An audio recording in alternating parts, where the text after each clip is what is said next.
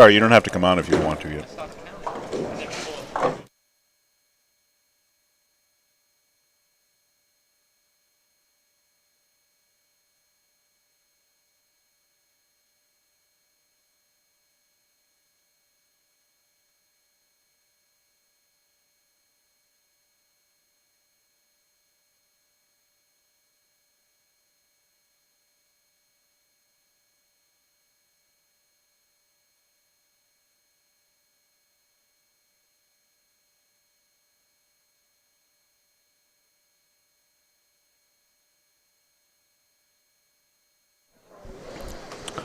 And happy October, everyone. Welcome to East Providence Lanes here in East Providence, Rhode Island.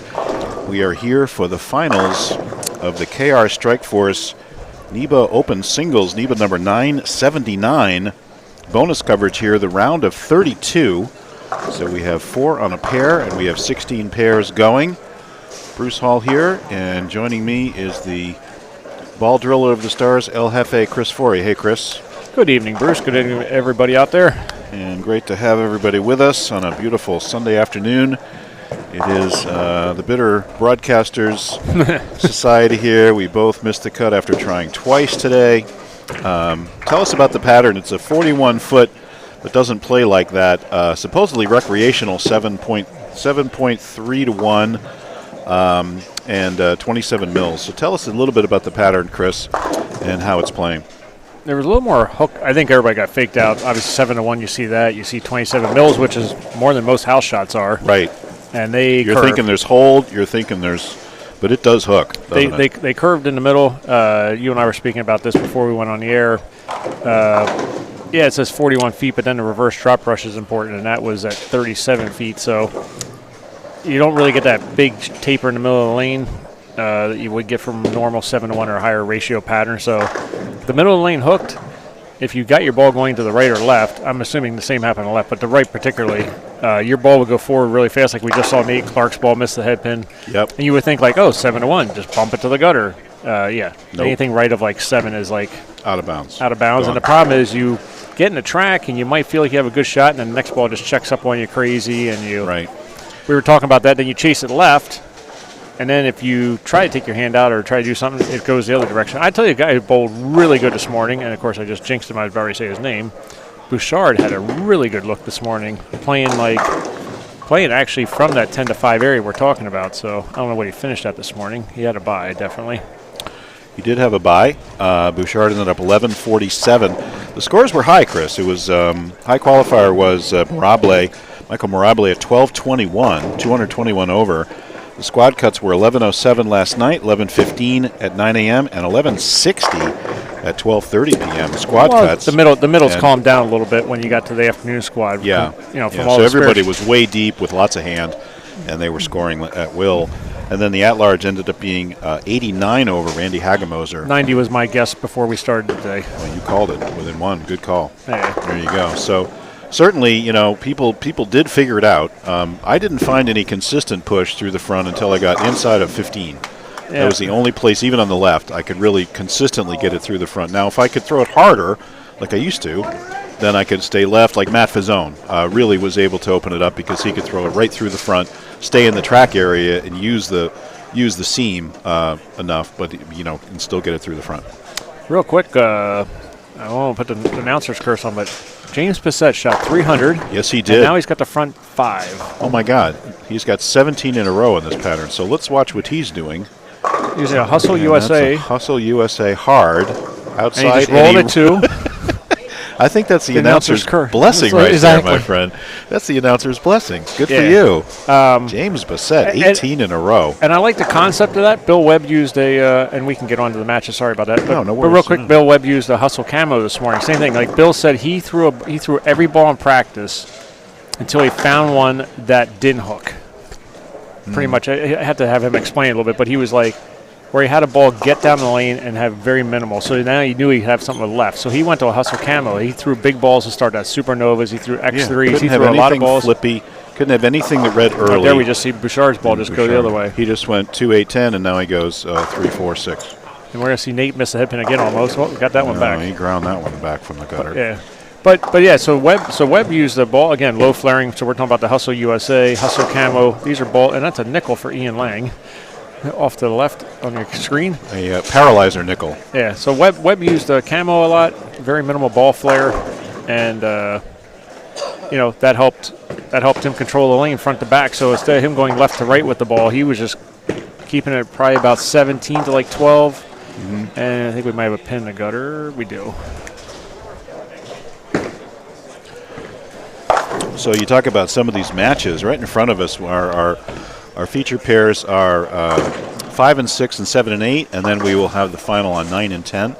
So we are going to be using 9 and 10 for this round, which has 4 bowlers on it. We did use it last round for the round of 40, and we will use it for the round of 16, and then we'll retire it. And now, what happened? No, because they called it in. I thought Webb just threw a ball down, so I didn't want the mechanic to get hurt. Oh, okay, good call. Okay.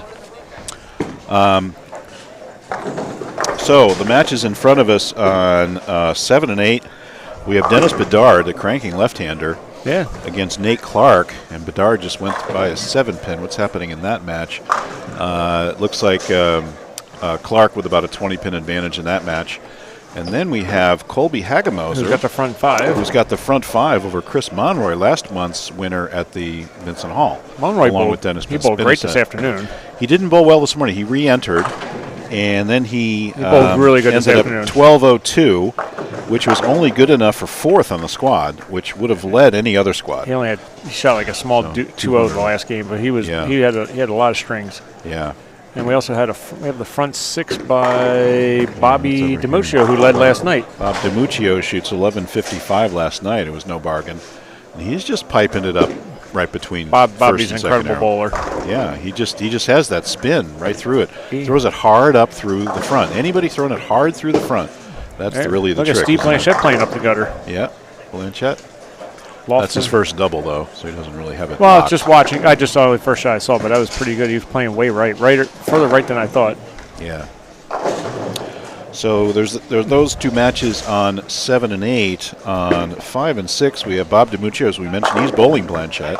Yeah, Webb is bowling against and Dave Webb Packwin. is bowling Dave Packwin. The former champion from this building, Dave Packwin. That's right. Very good. Wearing his championship shirt. Yep. Very nice. He bowled also. I think he made the cut this afternoon. He bowled with Monroy. So what do you shoot? That is. Or do you make the? Or are you supposed to do a large number? No, he's in the at-large. Yeah, he did bowl this afternoon. He was the first. There you go. 11:55. He was first out this afternoon. Yeah, he bowled good. He would have crushed it on any other squad. He would have made it by a mile. Yeah. Nate Clark at large, 11:32. Dennis Bissonette shot 11:28. He's got 18. Oh, he missed. He has an open there in the 7th. And now the thing is, he's no, James Bassett. Excuse me. He's 15 pins up on the tournament leader. He's bowling Marabli. Yeah. Yeah, that's quite a match. Nice shot. And Nate Clark. See a lot of. Tell you, Revs were your friend here. I gotta believe, Chris, because you could I found if I hit it, my ball went everywhere. Well, but the guys that can keep it in play. Yeah, you had to throw hard. I thought you had to throw hard with Revs. Yeah. If you just hooked it and you had medium speed, your ball just went sideways off the pattern. I think we're going to see a couple of power players down the stretch here. Honestly, you can just overpower this pattern. How's A Hall doing? A Hall is coming up Axiom with a Pearl. triple to take the lead over Tim Healy. After double pinochle, and he was down by 13 or 14, and now he triples to take the lead by about 10. And Tim Healy, not to get ahead of ourselves, but if he would win this event, he'd be in the Hall of Fame. Wow, look at that. Look at you. 5 wins so far. The 5 point wins, 5 major point wins. 5, yeah. 5 of the big point wins. Now, it's funny because Chris Monroy got a 6th win, but not enough because doubles are only 2 points, right? Yeah. He needs one more major win, and then he's in. Full field event one. Bobby. I, on the other hand, need 2 of those. DiMuccio front 7. This is on 5 and 6. Bowling against Blanchette. I can show you these scores here real quick.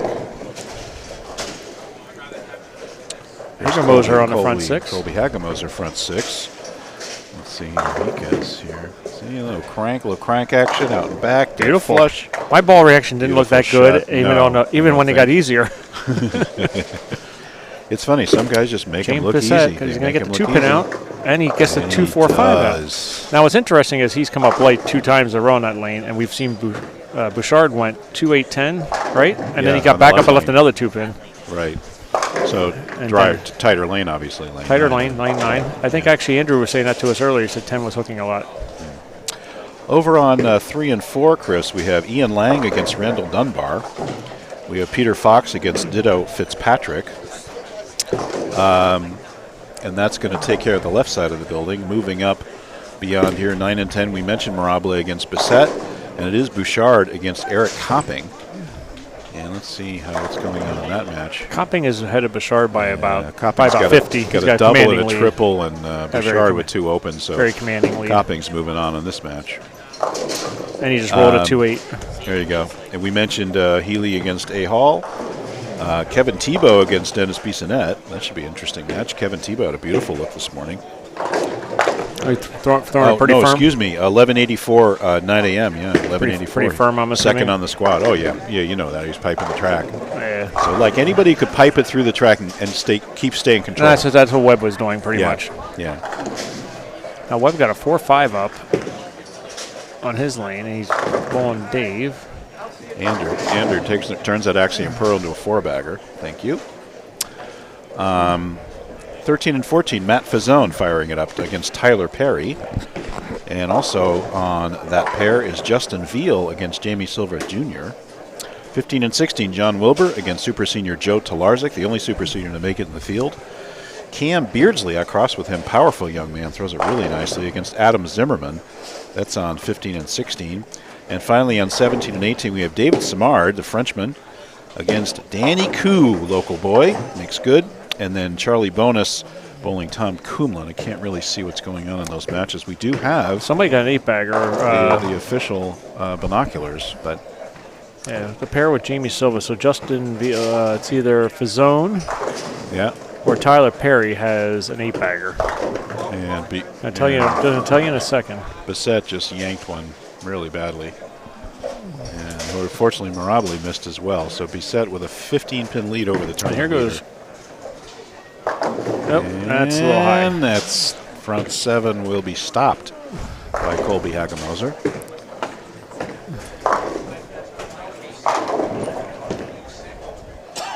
Peter Fox has figured something out this morning. He really struggled, and he's got a nice game going. He got a nice 250 going. He was launching the cap.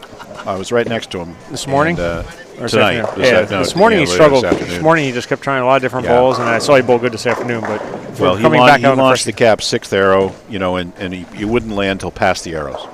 Then he would throw it back, and it would scream back and carry. He bowled very well in there. Yeah. He was in front of the ball return. So Fazzone is losing. So Tyler Perry's got the 8-bagger. Is that right? There we go. Well, he's not a fireballer. He comes around it. No, Tyler's medium slow. He's working it. There's the ball. There you go. Bouchard, ball not hooking again. And this morning, his ball was getting back from there every time. Sure. And I was like, how's he doing that? Bouchard just can't believe his situation here. And meanwhile, Tim Healy goes 4, 6, 7 and chops the 4 off the 7. And I think that might do it pretty much for that match. So here goes Tyler Perry. Oh, he's firing it, though. He's trying to throw a little firmer. That's the hardest I've ever seen him throw it. Wow. The ring messenger missing the 10. Pretty deep, yeah, almost a flying Farkle there. But he's got this game. Well, won't go. He's already got Fazzone beat. Fazzone got 30, 60, 90, 220. So DiMuccio's 7 in a row is broken up by a super washout. Look at this Bedard, this lefty. I haven't seen him in a long time. Breaks him up, yeah. I haven't seen him in a while. He's in trouble against Nate Clark.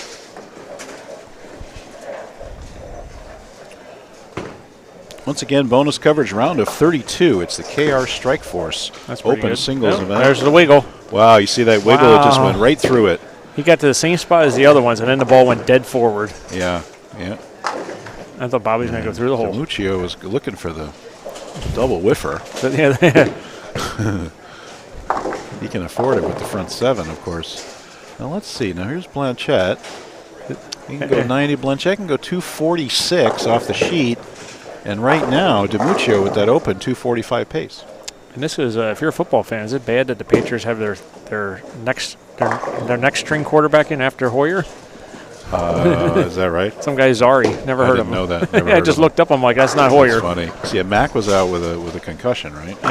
Rolled up ankle. He has a high ankle sprain surgery. Oh, thank you. He needs to get surgery. Yeah. So they missed that, but does that change anything? That's a 169. Nope, and that doesn't do anything.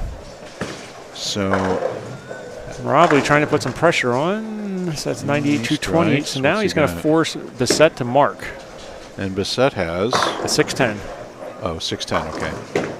But you can see that just to the right of your screen there. The last 5 frames have been very shaky, or 4 frames, I should say.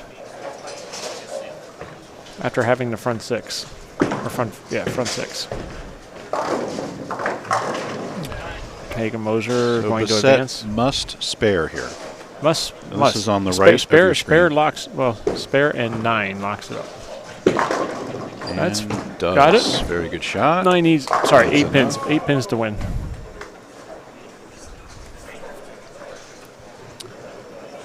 Now here's Monroy.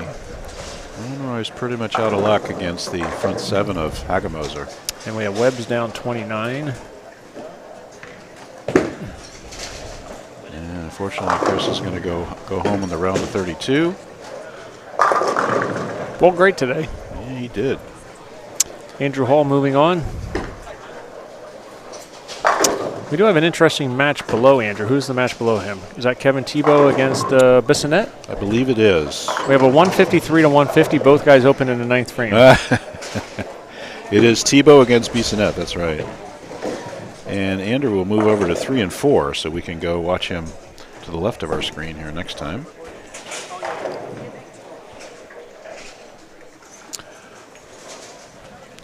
And I don't think we're going to get all the final scores here, guys. No, they're all over the place. We'll do our best, but we'll certainly call out the round of 16. I can tell you Tyler Perry advanced.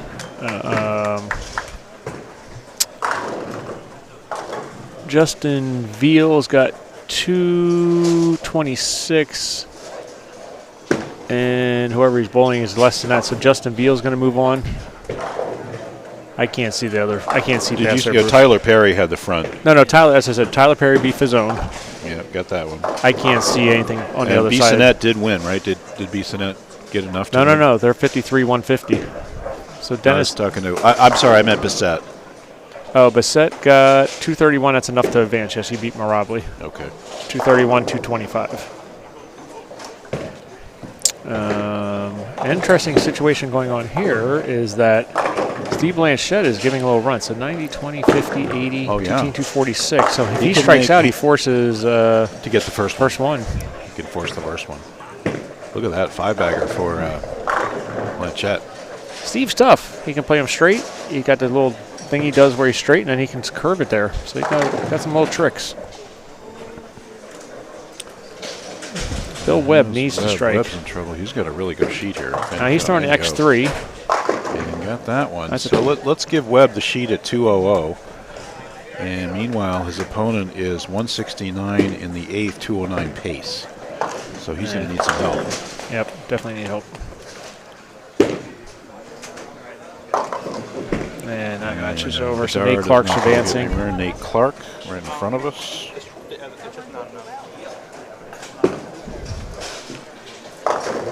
Whoever bowled against Bouchard is advancing. Copping. Eric Copping, yeah. Yep. No surprise there. All right, so now we have an interesting one. So now Kevin Tebow down 3, just washed out, and Dennis This is the 150-153 match? Yep, and Dennis Bissonette 247. So Dennis must make it. So let's see, here's... Must make it, and he got it on the outside, not how you draw it up. He was going to chop it. So now Kevin has to make it. Yeah. To have a chance. Now Kevin has the count advantage or no? No, he's down. Kevin's down 3, but he must make it to have any chance. Gotta make it. And he, oh my lord, he just threw the head pin off the wall. The 10 lays in front of the 8. So he had the 1, 2, 8, 10. He makes the 1, 2, 10, and the ball goes by the 8 pin. And the ball goes by the 8, and the 10 pin laid almost came back to make the 8 pin. Laid against the 8 pin. Imagine a washout where you leave the back one. That's annoying. And unfortunately, you knew he was down 3 as well, so all Dennis needs is 8. And Bissonette strikes, so Bissonette will advance. With a 173. And it will be B. Sinet against Andrew Hall on 3 and 4. It will be Tyler Perry against Justin Veal. We'll see that match on 5 and 6. 9 and 10 is going to be 2 matches we have not been following. The bonus Kumlin match and Simard and Koo. Any luck on I can't see their that far. way up The only there? thing I can tell you, I think Wilbur's being Talargic. Yeah. Okay. That's a good call, by just looking at the board. I'm going to say yes. Now what's going on, DiMuccio? So DiMuccio does double in the 10th to go 260. So Bob is going to advance. So now it's up to Paquin, who just needs to pretty much mark. He just needs a Good mark counting. to go into Good 2-0. yeah, Yeah, good 2-0s wins. Now you better do that against Webb. That's all I can tell you. If Webb has 2-0-0 out, that's what he's going to get. Paquin with that kind of Pretty wide. Oh, almost a 2-8-10. Lucky so I to still knock the 10 out. He needs So his he mark. needs the mark to get to mark and whatever to get to 2-0. Webb needs a strike here, or else it's over. Yeah. This 2-8 is not a given. No.